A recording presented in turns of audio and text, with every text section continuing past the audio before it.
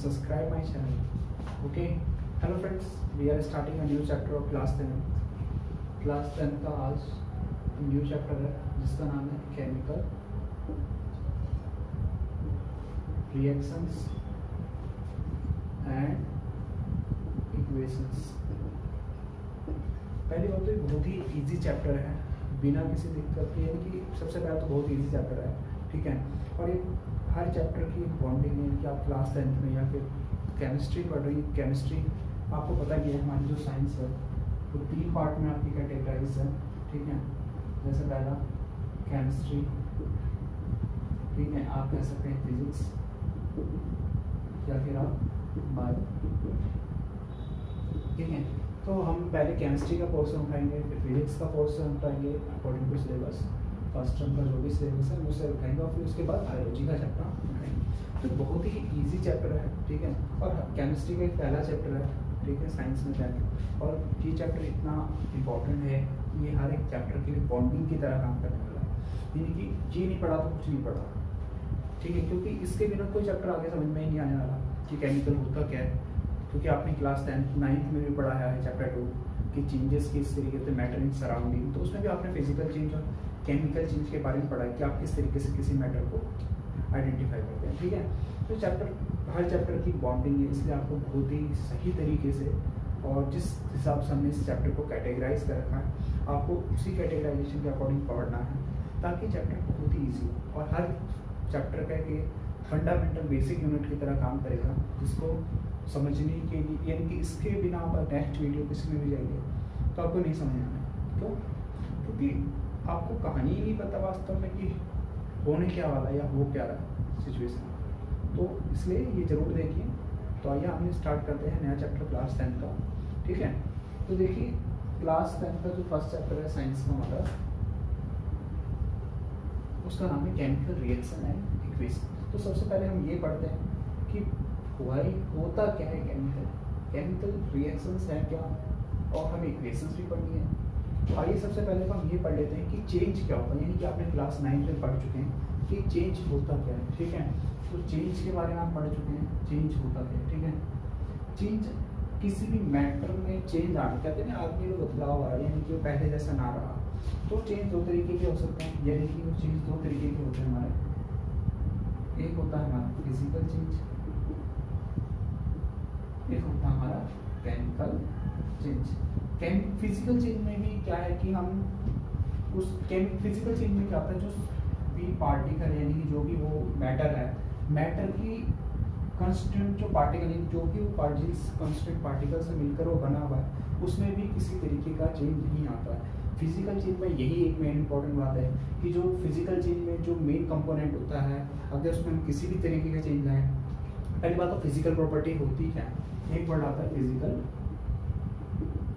Properties, ठीक है।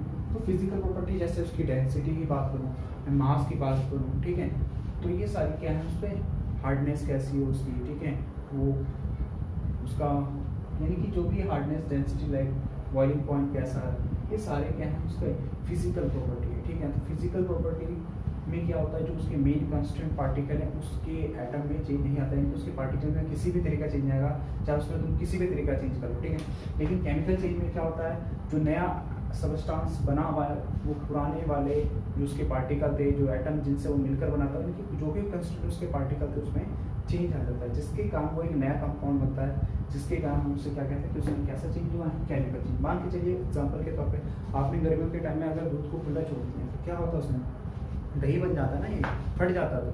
तो वो भी एक तरीके का, क्योंकि आपने देखो दूध रखा था, दूध के पार्टिकल पहले कैसे थे, लिक्विड फॉर्म में, लेकिन अब आप देख रहे हो कि थोड़े सॉलिड्स हो गए, यानी कि उसकी स्टेट में चेंज आ रहा है, कहीं ना कहीं उसके पार्टिकल पे जो कांस्टेंट पार्टिकल है उसमें चेंज आ रही है, यानी कि इस तरीके के चेंज को हम क्या कहते हैं, केमिकल चेंज। आगे जैसे एग्जाम्पल के तौर पर आप खाना पकाते हैं, ठीक है, खाना पकाने पे क्या हो रहा है, आप पहले ही देख रहे हैं जो सब्जियां हैं या फिर जो भी इंग्रेडिएंट का यूज़ करके आप खाना बना रहे हैं, उसमें बहुत ज़्यादा चेंज है आप नए बनने वाले प्रोडक्ट में, ठीक है। इनकी खाना आपने बनाया तो उसमें जो चेंज है, यानी कि उसके जो कांस्टेंट पार्टिकल बिल्कुल ही चेंज आते हैं, उसका टेस्ट चेंज हो जाता है, उसकी ऑडियोर चेंज हो जाती है, यानी कि जब हम कहेंगे कि इसकी ऑडियोर चेंज हो गई, इसकी स्टेट चेंज हो गई, इसकी कांस्टेंट पार्टिकल में चेंज आ गया, इसके कलर में चेंज आ गया, यानी कि सारा चेंज क्या है हमारा केमिकल चेंज। क्या है? Chemical change. जबकि फिजिकल चेंज में ऐसा कुछ नहीं होता, कंस्टिट्यूएंट पार्टिकल में चेंज नहीं होता, जो जैसा है वो वैसा ही रहता है, ठीक है। तो हम ये कह सकते हैं, ठीक है, जैसे इसके मास में अगर हम चेंज करूँ या फिर डेंसिटी में चेंज करूँ या फिर इसके वॉल्यूम, ये सारी फिजिकल प्रॉपर्टी है किसी भी एटम, ठीक है। या फिर मैं बात करूँ केमिकल चेंज में, जनरली आप कोई भी केमिकल चेंज कर रहे हैं तो उसमें आपको क्या देखने को मिलेगा? आपको देखने को मिल सकता है कि उसके भाई टेम्परेचर में चेंज है, या तो टेम्परेचर बढ़ रहा है या फिर टेम्परेचर घट रहा है, ठीक है। या फिर चेंज आपको देख केमिकल चेंज में, यानी कि चेंज आपको किसमें देखना पड़ेगा? क्या टेम्परेचर में, या फिर आपको स्टेट में। आप स्टेट पहले ही पढ़ चुके हैं, सॉलिड, लिक्विड और गैस। या फिर आप कह सकते हैं कि स्टेट में चेंज हो गया, टेम्परेचर में चेंज हो गया, या फिर आप कह सकते हैं इसकी कलर में चेंज हो गया, या फिर आप कह सकते हैं कि भाई इसमें गैस इवोल्यूट हो गई, ठीक है। इवोल्यूट का मतलब क्या होता है? गैस का बाहर निकलना, ठीक है। या फिर आप कह सकते हैं कि इसकी ऑडियोर में चेंज आ रहा है, यानी कि इसकी गंध में परिवर्तन आ रहा है, गैस का निकलना। गैस को गैस ही कहते हैं, हिंदी में कलर को कलर कहते हैं, और रंग कहते हैं, स्टेट को क्या कहते हैं? अवस्था। और आपने अवस्था को 3 पार्ट में पढ़ा हुआ, जिसे हम कहते हैं सॉलिड बोले तो सॉलिड बोलेंगे तो आप ठोस, लिक्विड बोलेंगे तो द्रव्य, गैस को गैस ही कहते हैं, ठीक है। टेम्परेचर को तापमान कहते हैं। तो आपको हिंदी में ऐसा कुछ नहीं कि आप हिंदी में ही अलग से वीडियो देखें, तो इनफ है। मास को आपको पता है कि द्रव्यमान कहते हैं, ठीक है। या फिर आप डेंसिटी को क्या कह सकते हैं? वॉल्यूम को क्या कहते हैं? आयतन, ठीक है। फिजिकल चेंज एक तरीके के भौतिक गुणधर्म, क्या कहते हैं फिजिकल को? भौतिक गुणधर्म। चेंज एक तरीके से होता है परिवर्तन किसी भी अवस्था में, यानी कि किसी भी ऑब्जेक्ट में आने वाला परिवर्तन क्या होता है? भौतिक परिवर्तन, रासायनिक परिवर्तन। चैप्टर का नाम हमने पढ़ लिया, केमिकल के रिएक्शंस है, यानी कि रासायनिक अभिक्रिया और परिवर्तन, या फिर रासायनिक परिवर्तन और, ठीक है। आगे हम पढ़ते हैं चैप्टर में। देखो अब हमने जो चैप्टर को कैटेगराइज कर रखा है बहुत ही ईजिली हम करते हैं।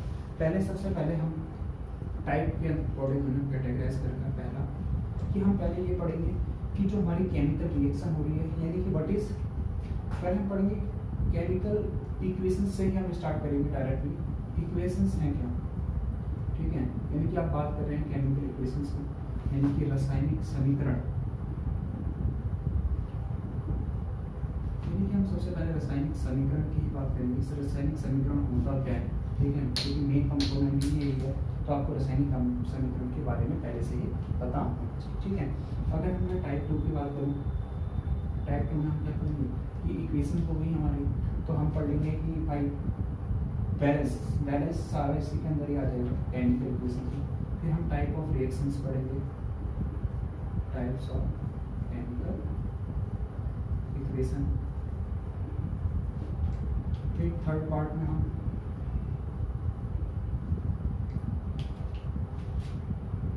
केमिकल जो रिएक्शन है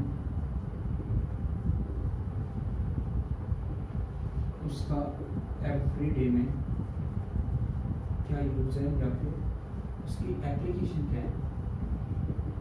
मेरा मतलब टाइप ऑफ केमिकल हम पढ़ेंगे कि रासायनिक समीकरण क्या होता है, ठीक है। टाइप्स ऑफ केमिकल इक्वेशन में क्या पढ़ेंगे, रासायनिक समीकरण के प्रकार, केमिकल रिएक्शन यानी कि दैनिक जीवन में रासायनिक अभिक्रिया का